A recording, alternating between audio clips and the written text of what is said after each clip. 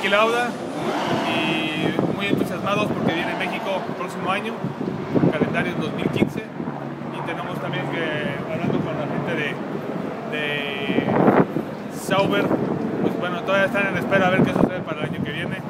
Todavía no hay ninguna noticia, ninguna confirmación y vamos a ver qué sucede. Vamos, escuchemos los motores, vamos a la práctica número 2 desde Austin, Pancho Mendoza.